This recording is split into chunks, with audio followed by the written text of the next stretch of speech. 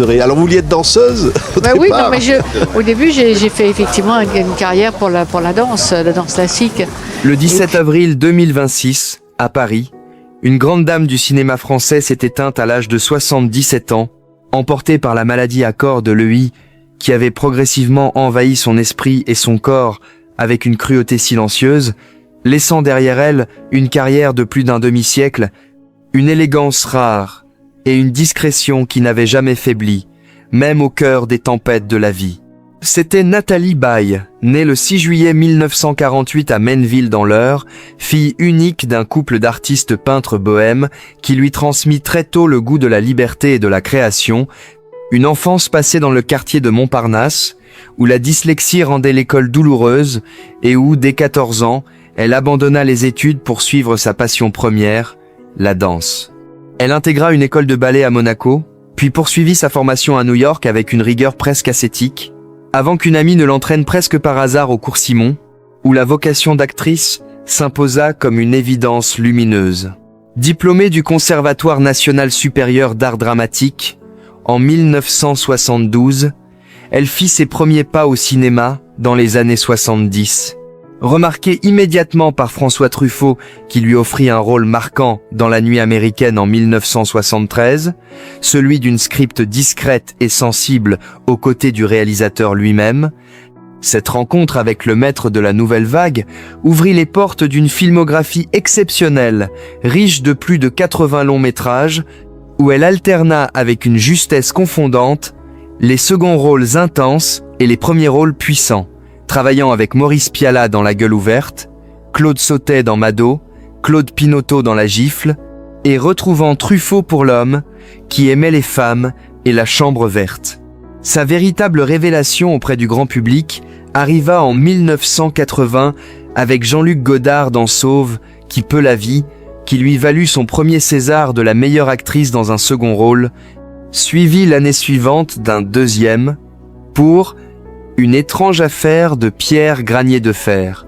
Mais c'est en 1983, dans La balance de Bob Swaim, qu'elle atteignit la consécration absolue. Incarnant une prostituée fragile et déterminée aux côtés de Philippe Léotard, elle remporta le César de la meilleure actrice, confirmant son statut d'icône du cinéma français, capable de tout jouer avec une vérité bouleversante, de la comédie légère au drame le plus âpre.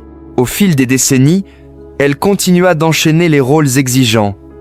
Le retour de Martin Guerre, Notre histoire, avec Alain Delon, Détective de Godard, J'ai épousé une ombre, jusqu'à des succès plus récents comme Le Petit Lieutenant qui lui valut un 4e César en 2005, Juste la fin du monde de Xavier Dolan, ou encore sa participation internationale dans Arrête-moi si tu peux de Steven Spielberg et Downton Abbey, A New Era. Derrière cette carrière exemplaire se cachait une femme de chair et de passion, une grande amoureuse qui n'a jamais renié ses émotions. Après une première histoire importante avec Philippe Léotard de 1972 à 1982, elle vécut une romance flamboyante avec Johnny Hallyday à partir de 1982. Leur rencontre fut un coup de foudre rock'n'roll. Ils partagèrent 6 années intenses, marquées par la naissance de leur fille unique Laura Smet, le 15 novembre 1983. Même après leur séparation en 1986, Nathalie resta proche de Johnny, préservant avec une élégance rare le lien père-fille et continuant à témoigner d'une admiration sincère pour l'homme qu'elle avait tant aimé, tout en protégeant farouchement sa vie privée et celle de Laura. Nathalie Baye était cette actrice libre, intelligente, à la fois forte et douce, qui traversait les modes sans jamais se trahir, choisissant ses rôles avec exigence et apportant à chacun une profondeur humaine bouleversante. Elle incarnait une certaine idée de la femme française, discrète dans la lumière, intense dans le jeu, maternelle avec une tendresse farouche. Pourtant, les dernières années furent marquées par l'ombre grandissante de la maladie à corps de Lewy. Cette affection neurodégénérative impitoyable qui altère la cognition, les mouvements et l'humeur, et qu'elle affronta avec la même dignité silencieuse qui avait toujours été la sienne. Hospitalisée par moments, entourée de sa fille Laura qui veilla sur elle avec dévouement, Elle s'éteignit le 17 avril 2026 à son domicile parisien, laissant le cinéma français orphelin d'une de ses figures les plus respectées et les plus aimées. Aujourd'hui, Nathalie Baye reste vivante à travers ses films, à travers cette grâce naturelle qui illuminait chaque plan, à travers l'amour inconditionnel qu'elle portait à sa fille et à son art.